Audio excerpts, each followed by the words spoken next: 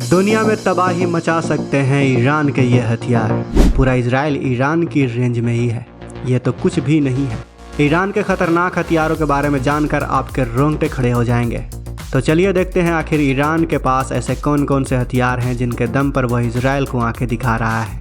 Israel और Hamas की जंग में ईरान की भी एंट्री हो चुकी है और हमास से इजराइल अब तक बड़ी आसानी से निपट रहा था, लेकिन ईरान उसके लिए आसान टारगेट नहीं होगा। ईरान के पास ऐसे ऐसे हथियार है जो कि इजराइल को भी लोहे के चने चबाने पर मजबूर कर सकते हैं। सबसे पहले बात करते हैं ईरान की सबसे खतरनाक मिसाइल के बारे में, इंटरकॉन्टिनेंटल मिसाइल। जी हाँ, ईरान के पास इंटरकॉन्टिनेंटल मिसाइल है और वो भी एक दो नहीं बल्कि 4 तरह की, जिनकी रेंज 500 किलोमीटर से लेकर 3000 किलोमीटर तक है।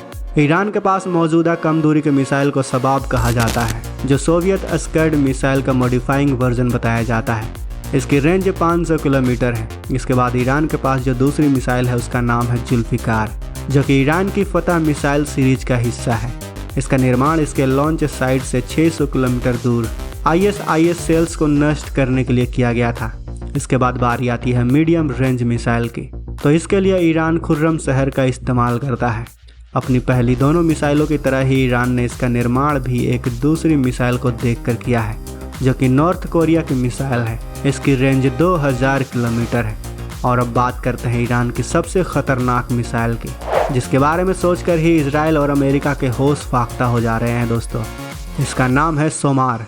इस लॉन्ग रेंज मिसाइल की रेंज 3000 किलोमीटर है, यानी कि इस मिसाइल से ईरान मिडिल ईस्ट के किसी भी देश को निशाना बना सकता है।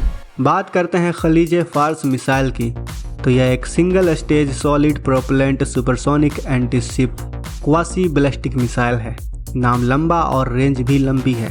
3000 किलोमीटर की इसे फार्स मिसाइल के नाम से भी जाना जाता है। इसके डिज़ाइन फतेह 110 मिसाइल पर बेस्ड है। इसे दुश्मन देश के ठिकानों और दुश्मन देश की समुद्री सेना को टारगेट करने के लिए 2011 में बनाया गया था। ये मिसाइल अपने साथ 650 किलोग्राम तक का वॉरहेड ले जा सकती है। इसमें स्मार्ट गाइडेंस सिस्टम है और यह एंटी मिसाइल सिस्टम को भी मात दे सकती है। यह missile Iranian revolutionary guard corps IRGC की नेवी की सबसे एडवांस खतरनाक मिसाइल मानी जाती है।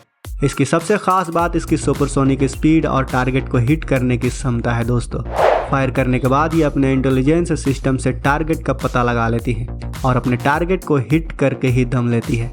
इसे ट्रिपल लॉन्चर से फायर किया जा सकता है और इसी मिसाइल की वजह से इजराइल की मदद के लिए भूमध्य सागर में खड़े अमेरिकी युद्धपोतों पर संकट के बादल मंडरा रहे हैं। अगला सबसे खतरनाक ईरान का जो है वो है गिदर क्लास सबमरीन। यह ईरान की सबसे खतरनाक सबमरीन में से एक है, जो कि उतले पानी में भी आसानी से काम कर सकती है। इसका वजन लगभग 150 टन का है। यह बहुत ही घातक और वर्सेटाइल सबमरीन है। इसकी सबसे बड़ी ताकत इसका छोटा साइज है, जिसकी वजह से इसे ढूंढ पाना काफ़ी मुश्किल हो जाता है। इसे चलाने के लिए 2 533 mm टॉर्पीडो ट्यूब्स का इस्तेमाल किया जाता है। इस सबमरीन को एक जगह से दूसरी जगह ले जाने के लिए भी बेहतरीन उपाय है। यह submarine diesel electric propulsion based होती है। इसकी लंबाई लगभग 29 मीटर, चौड़ाई 5 मीटर है और जब ये पानी में डूबती है तो इसकी स्पीड 11 नॉट्स तक होती है।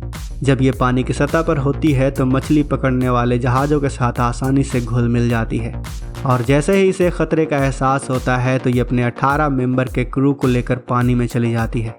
अगली मिसाइल का नाम है Sejal missile. Sejal missile Iran की एक बहुत ही खतरनाक और घातक मिसाइल मानी जाती है। इसकी इनक्रेडिबल डिज़ाइन और तकनीक इसे काफ़ी दूसरी मिसाइल से अलग बनाती है। यह मिसाइल ईरान के मिसाइल प्रोग्राम में ख़ास अहमियत रखती है। इस मिसाइल का पहला वर्जन सहजिल 1 सतह से सतह पर मार करने वाली 2 स्टेज बैलिस्टिक मिसाइल है। ईरान द्वारा पहली बार 2008 में इसी मिसाइल का टेस्ट किया गया था। इसकी खास बात इसमें इस्तेमाल किया जाने वाला सॉलिड फ्यूल है, जिससे इसका लॉन्चिंग टाइम तो कम होता ही है, साथ ही इसकी स्पीड भी बढ़ जाती है। इसका अगला वर्जन है झील मिसाइल, जिसका पहली बार 2009 में टेस्ट किया गया था। इसमें भी सॉलिड फ्यूल का ही इस्तेमाल किया जाता है। झील मिसाइल 2000 किलोमीटर से अधिक की दूरी तय करने में सक्षम है और तो और इसे अलग अलग एंगल से लॉन्च किया जा सकता है, जिससे दुश्मन इसे आसानी से इंटरसेप्ट नहीं कर पाता। इसकी एक और ख़ास बात है, वह है ईरान की दूसरी मिसाइल की तरह यह उत्तर कोरिया, रूस या फिर पाकिस्तान की किसी मिसाइल से कोई समानता नहीं रखती है। यानी यह मिसाइल ईरान के ही दिमाग की उपज है। इसलिए ईरान के दुश्मनों को यह नहीं सोचना चाहिए कि ईरान तो केवल दूसरे देशों की तकनीक ही चोरी करता है।